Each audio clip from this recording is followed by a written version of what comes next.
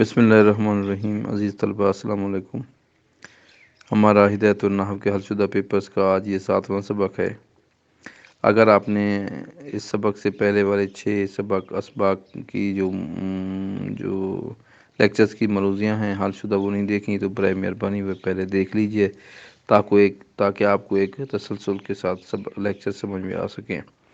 اس کے علاوہ مزید ہدایت النحو کا ترجمہ دیکھنے کے لیے ہمارے چینل سے رجوع کریں، اور میں انشاءاللہ العزیز ابتدائی تمام کتب کی مروضیاں حل شدہ پیپرز نوٹس جلد ہی اپلوڈ کر رہا ہوں، کیونکہ اس سے طالب علم کو بہت زیادہ فائدہ ہوگا، اور خاص طور پر ان طلباء کو جو میری طرح مدرسے میں پڑھنا چاہتے ہیں، علم دین کو سیکھنا چاہتے ہیں، لیکن وہ ریگولر طالب علم نہیں ہوتے، کیونکہ میں نے نوکری کرنے کے بعد میں نے یہ پڑھائی شروع کی کہ علم دین کو حاصل کیا جائے، اور الحمدللہ یہ میری خوش قسمتی تھی کہ ہمارا اپنا چھوٹے سے گاؤں میں بھی ایک مدرسہ ہے، اور اس میں بہت اچھے انداز سے اساتذہ کرام نے ہمیں پڑھایا ہے۔ تو آج کی مروضی دیکھتے ہیں۔ مروضی نمبر 91 ہے۔ مثال ہے ہمارے پاس ضرب تو ضربن کیا ہے؟ یہ ضربن کا جو لفظ ہے یہ منصوب ہے۔ کیوں منصوب ہے؟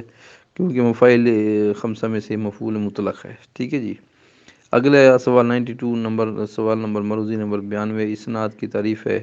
اسناد خبر جس کے ذریعے سے سند دی جائے، آپ کو سند کی جمع ہے، جس کے ذریعے سے آپ کو واسطے کے ذریعے سے رپورٹ دی جائے، خبر دی جائے، کوئی بات بتائی جائے۔ مروضی یہ تعریفیں آپ کو ہدایت النحو میں حل کرنی پڑے گی۔ بڑی اہم کتاب ہے، اور اس میں بہت ساری چیزیں گرامر کی بیسک چیزوں کی بہت ہی اچھے انداز سے بیان کی گئی ہیں، اور میں نے اس کے اچھے انداز سے ترجمہ انشاءاللہ لکھا ہے، آپ کو بہت پسند آئے گا۔ مروضی نمبر 93 ہے اسم مورب کا حکم یا اس کی تعریف کیا ہے؟ اسم مورب کی تعریف یہ آپ یاد کر لیں۔ تعریف میں یہی بات کر رہا تھا کہ بہت اہمیت کی حامل ہے۔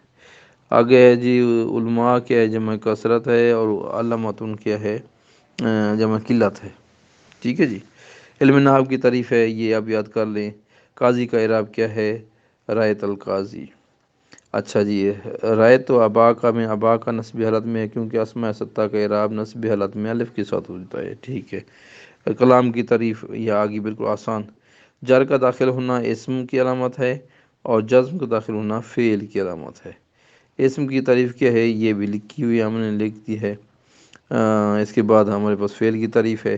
یہ مروضیاں میں نے 10 دی ہیں، کیونکہ 15 مروضیاں دینے سے تھوڑا سا کام طلباء کرام کو کام میں اضافہ ہو رہا تھا۔ زیادہ مروضیاں سمجھ میں آنا ان کے لیے مشکل ہے۔ 10 مروضیوں انشاءاللہ ہم کوشش کریں گے ہر لیکچر میں اپلوڈ کریں، تاکہ آپ لوگوں کو تھوڑی مروضیاں ہوں اور آپ اچھے طریقے سے سمجھ کے لیں، کیونکہ مروضی میں اور کوئی آپشن نہیں ہوتا۔ ان 3 میں سے آپ نے صحیح آپشن چننا ہے، اور اسی کے مطابق سوالات حل کرنے ہیں۔